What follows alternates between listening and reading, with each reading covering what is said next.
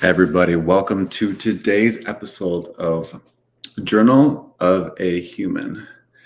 And I'm on today at a different time. If you're listening to this podcast form, doesn't really matter, y'all, but live stream, I decided to switch up my day to coincide with doing this with you after my therapy session.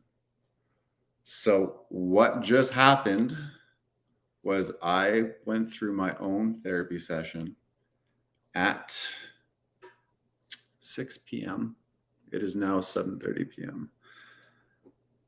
And why I did this was I want to normalize, like people say, the act of going to therapy, breaking up this stigma, stopping people from talk bad about things and being scared of things. And my thought is the only way we can do this is if we make it more normal for people to hear about it and make it normal for people to understand what happens.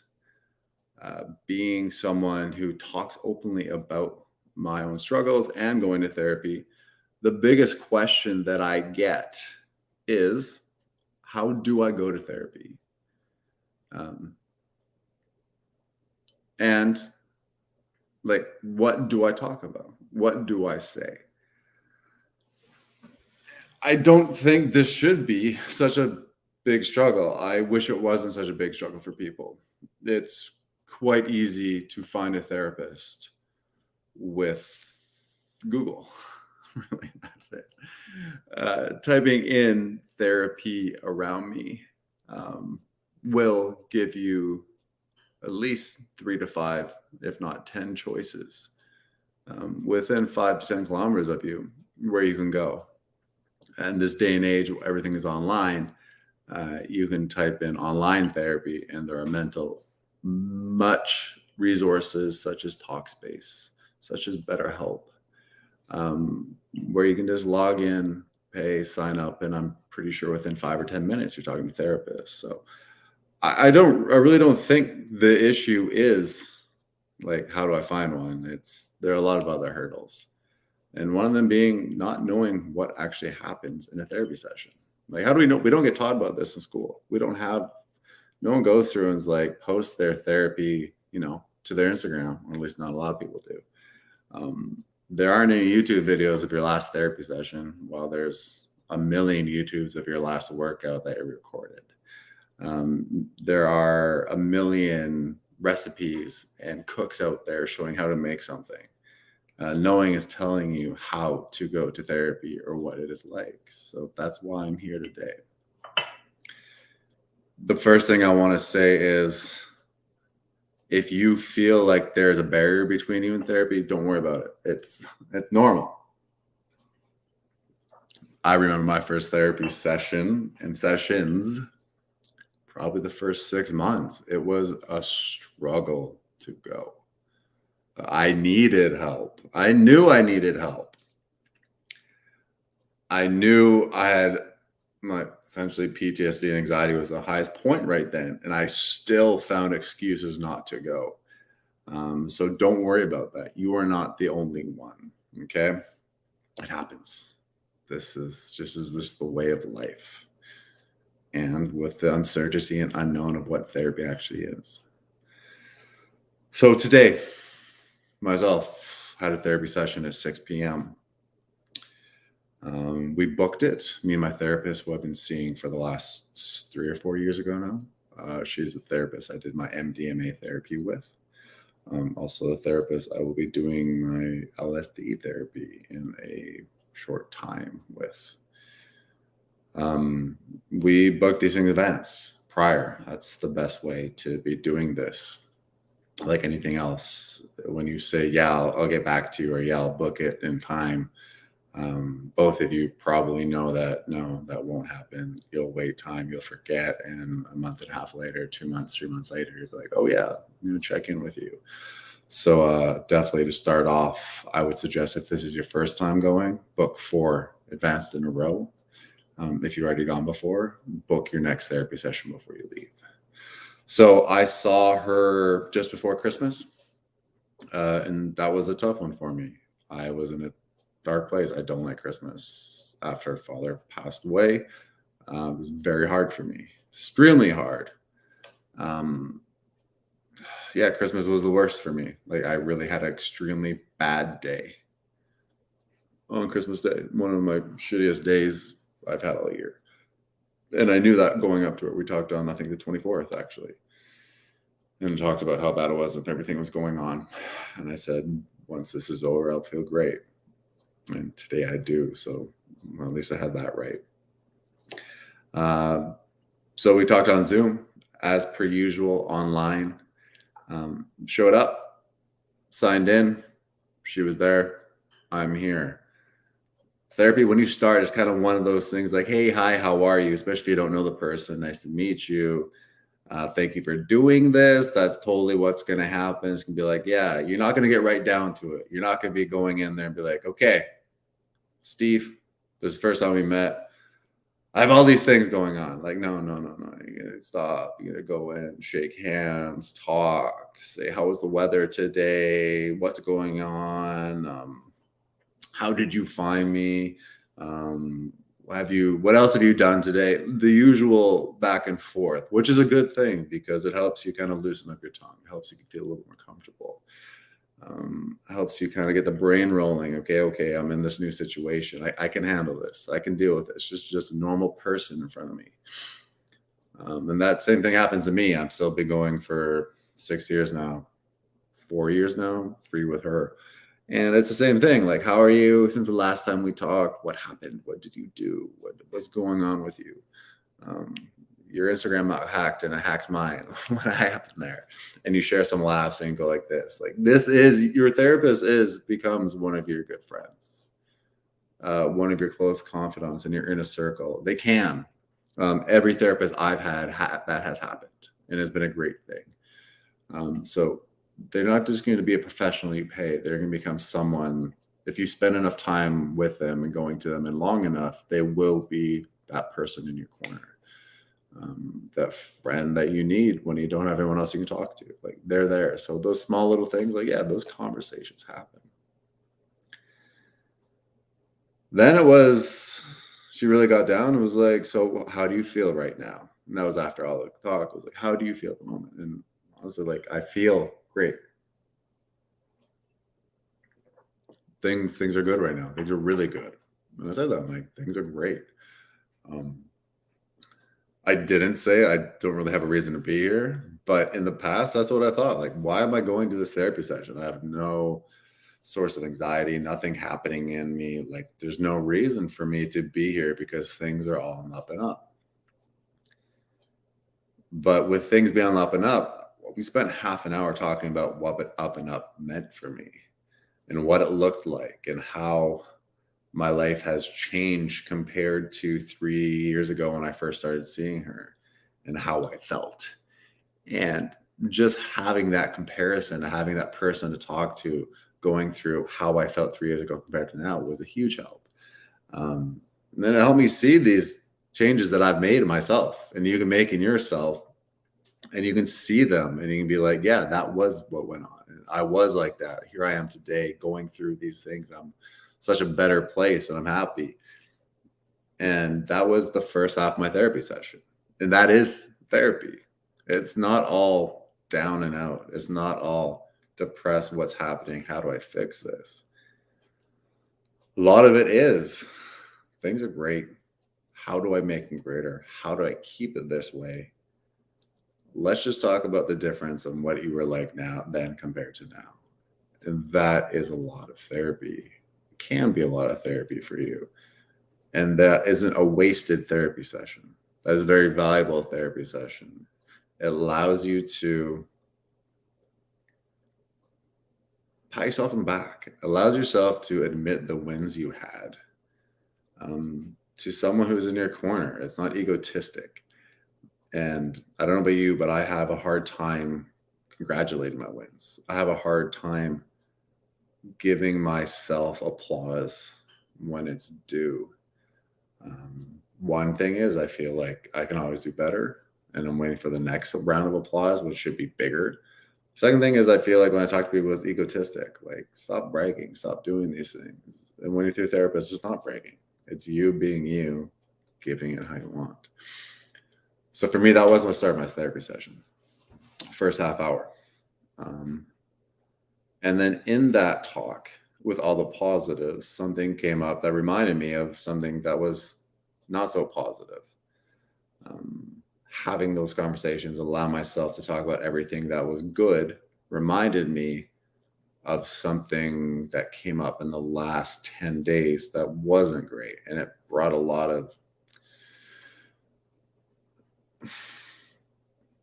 anxiety, stress, not fear, but this thing that I get in the middle of my chest when I'm not feeling good and I'm feeling like I'm messing up or something bad is going to happen. I get this thing right here. And that came up during that time. And I was like, there was this one thing, you know what? Everything's not great. There was this one thing. And I dealt with it well. I did a good job in addressing what was going on with it and how I was able to confront it and confront it in a different way than I would have in the past. And so for our next 10 minutes, it was that conversation of what I had, how I confronted it, and how it was different from the past, but then also what I could have done next time to make it even better. And that thought-provoking conversation of allowing myself to speak out loud, like those failures, like I didn't do as best as I could. That was a fail. However, I won because I did it better than I did before. And then coming to the conclusion together that this is something else that I should try next time this comes into my life was reassuring. It is that area where it's like, okay, now I have a game plan for this next time that comes into mind. And talking to you right now doubles down on that, as you can tell. Like, it makes me think even more about that situation and what I want to do. We ended off the therapy session with prep for a bigger therapy journey I have coming up in the next bit, which is LSD therapy session. I won't get into it on this one. I will have a conversation at some point on it. But what I'm doing is I'm going to dive a little deeper in my mind and my struggles of the past, I believe. We'll see what happens. You're never supposed to find purpose or focus for this. Just allow it to happen. But I'm going to do an LSD therapy session because I think it will help me address a lot of issues in my life. I'm doing it in a good place. Unlike before my MDMA therapy session, I was in need of help. Right now, I feel really good, but I feel I can get better. And now's the time to do it. And like we can. It's been planned for like 2 years, but we haven't because of COVID. So that's that. But that was the end of the therapy session. And at the end, after everything was done, she was like, is there anything else we want to talk about? Anything else that you want to talk about that's on your chest and your mind? And I thought long and hard, 30, 45 minute. I felt as if something was there, but I wasn't bringing it up. Maybe something that I just didn't want to really say out loud. I still don't know exactly what it is, but I know there's something there that I could have brought up at the time, but I didn't. And that's what happens also when you go to therapy. You are going to be as honest as you can, but let's be honest, no one's fully transparent, no matter how long you go at this far. When I first started, I wasn't transparent at all. I held back a lot, due to fear of being judged and due to fear of admitting out loud that these things were going on in my life. That was the biggest fear. Not that she or the therapist at the time heard. It was me saying it out loud, confirming that this fear in my head was actually real. Where if I didn't have to speak on that, it wasn't real. It stayed inside me. It wasn't actually happening in real life. I've gotten a lot better at that. It happens in practice, like everything. Therapy takes practice. Opening up about your emotions takes practice. Um, being honest with yourself takes practice. Uh, Honesty with yourself is a huge thing. I know my own self in times. Yeah, I would bullshit so much, saying things that I thought were true about me, but really deep down I knew they weren't. But I was too afraid to admit they weren't. So everything like this takes practice. That's the reason why you need to keep going to therapy. And it's not a once a month thing, once every 2 months thing. But to end it, yeah, that is the end of the therapist session. Ending it like that, going through, asking one last thing, no, nothing. Okay, great. Well, we've gone over this. I think it was very good. When our next therapy session? When should we have it next? And that is when you just go, okay, thanks. This was great. Let's pull out our calendars. Let's take a look and find one either a week or 2 weeks away. Even better if you can be like, I can book out the next 2 months. Let's make it happen. That will give you the most return on your time for doing therapy. That was mine today. Now, I'll admit, it was different than as if coming in from a place of hardship and downtimes. Last 10 days ago or so, or 2 weeks ago when I went before Christmas, it was like I had in my head, I knew I was feeling bad, down. I had a depressed state that hadn't happened in like 12 months. And it was reoccurring every Christmas and finally showed up again. So I had to talk about that. I had some work issues that I had to talk about. I had a bunch of things in my head. I'm like, okay, this is the conversation. This is where we're going. And that's where we went. Today I was thinking about the last hour beforehand. And I was like, I don't really have anything bad to talk about, which is a great thing for me. But it was something like, where does this conversation go? How am I going to better from this? And that is something you want to do before you go to a therapy session, is to stop and take some time and think, why, what am I going for? If you've never been, really just be open and just be, this reason I am doing this is because, i.e. relationship, work, stress, grief from someone lost that you haven't dealt with before, COVID stress, whatever it is, you probably have this big pillar. You're like, this is the reason why. Let's hash it out. But as you go more, it goes to a thing where it's, okay, we're working on this. How did that go? Kind of, we made some headway. Let's find something else to work with. Let's find something else. And then you come to some times where you're like, damn, things are good. I'm just going to check in with you. And that is totally cool too, coming in for a check-in. Sometimes you go for a workout at the gym and you're like, I'm sore, I'm doing these things. I'm just here today just to kind of get some movement going and get a sweat in. That's what a check-in in therapy is like. Just getting some movement in, just having a conversation, free flowing, talking about probably the positives, because nothing bad in your life. So talk about positives, and see what comes out of it. See what kind of angle you can go down on a road where it kind of comes out of nowhere after that free flowing thought. That would be the most beneficial thing. And it is beneficial for you to be either getting help from insurance. Sorry, I lost it on that one, or paying out of your pocket. I essentially pay for all my therapy out of my pocket.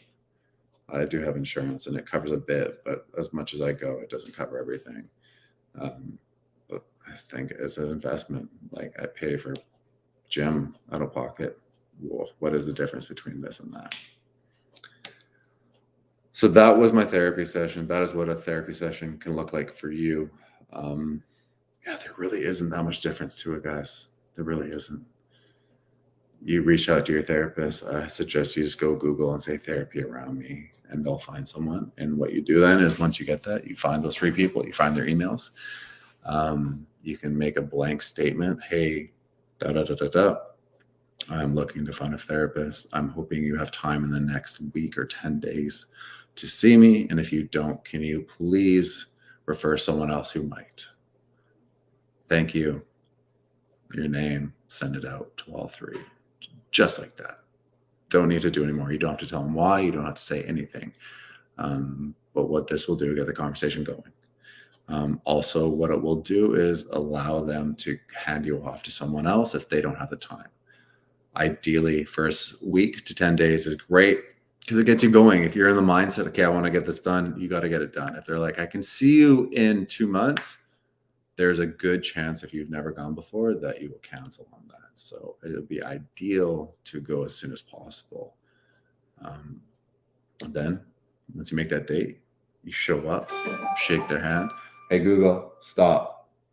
Dinner's ready. And hop on in. Have a talk with them.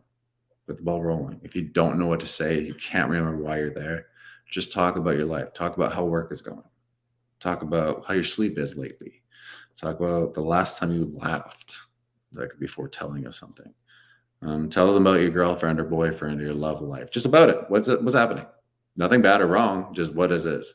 And a lot of time, if you go over those conversations, something will come out of that, or something will happen from that, which will trigger your mind. Like, oh yeah, the reason why I'm here is da da da. Let's have that. Well, biggest thing I can say is just be honest and open. They're not going to tell anyone. They're not going to shame you. And if they do, they're bad therapists. And what you do then is you say, I don't feel like seeing you anymore. Can you please refer me to someone else? And move on.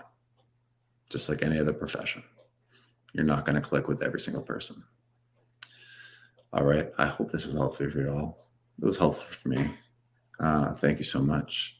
Remember that therapy is a tool we shall use. And I will see y'all tomorrow.